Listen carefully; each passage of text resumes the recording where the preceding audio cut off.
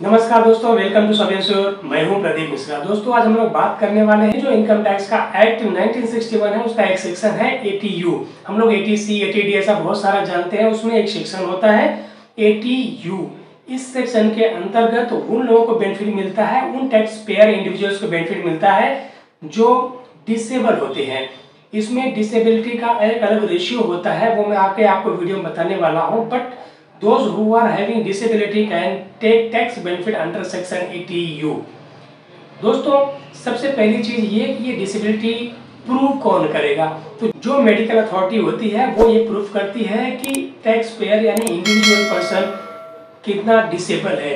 कितना डिसेबल, मेरा कहने का मतलब ये है कि इसमें दो तरह की कंडीशन होती है। अगर कोई पर्सन 40% से ऊपर डिसेबल है तो ही उसको 80U सेक्शन का बेनिफिट मिलता है।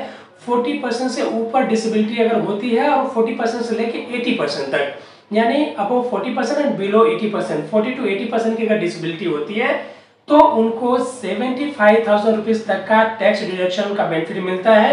और अगर वो सीवियर डिसेबिलिटी होती है, सीवियर डिसेबिलिटी का मतलब ये होता है कि अगर वो टैक्स पेयर 80% से ज्यादा डिसेबल है तो उनको 1,25,000 रुपए तक का टैक्स डिडक्शन मिल सकता है।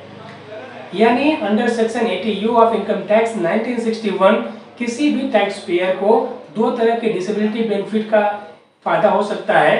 एक ये कि वो 40 to 80% के बीच में डिसेबल हो, और दूसरा 80% के ऊपर डिसेबिलिटी है। तो अगर 40 to 80% के बीच में डिसेबिलिटी होती है तो अप टू 75,000 वो क्लेम कर सकते हैं।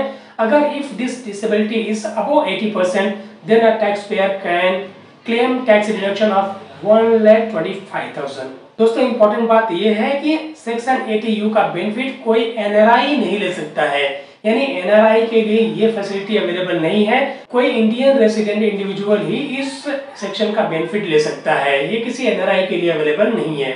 इनकम टैक्स डिडक्शन का एक और सेक्शन होता है जो कि 80DD, उसमें भी डिसेबिलिटी के कारण टैक्स बेनिफिट मिलता है। लेकिन कोई भी इंडिविजुअल सेक्शन 80DD और सेक्शन 80U दोनों सेक्शंस का साइमल्टेनियसली बेनिफिट नहीं ले सकता है। यानी अगर कोई भी tax payer section 80U claim कर रहा है तो सेक्शन 80DD में वो बेनिफिट नहीं ले सकते हैं। अगर वो पर्सन सेक्शन 80DD में बेनिफिट ले रहा है तो सेक्शन 80U में से अपना टैक्सेशन क्लेम नहीं कर सकते। यानी इन दोनों सेक्शंस में से किसी एक सेक्शन में ही टैक्स रिडक्शन का बेनिफिट कोई भी इंडिविजुअल ले सकता है। दोनों सेक्शन में टैक्स बेनिफिट एक साथ में नहीं लिया जा सकता है। इन दोनों सेक्शंस के बीच में डिफरेंस ये है कि जो सेक्शन 80U है वो खुद की डिसेबिलिटी पे लिया जा सकने वाला टैक्स बेनिफिट है।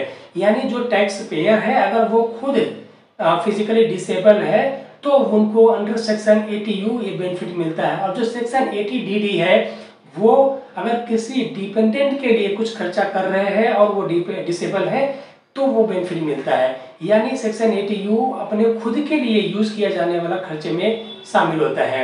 अगर वो टैक्स पेयर खुद डिसेबल है तो सेक्शन 80U का बेनिफिट ले सकते हैं। मुझे लगता है जानकारी आपके काम की होगी तो जरूर और लोगों तक पहुंचाएं ताकि और लोगों को भी इसका बेनिफिट मिल सके। हमारे चैनल को सब्सक्राइब करके बेल आइकन दबाना ना भूलें ताकि ये वीडियोस के नोटिफिकेशन आपको जरूर मिलते रहे।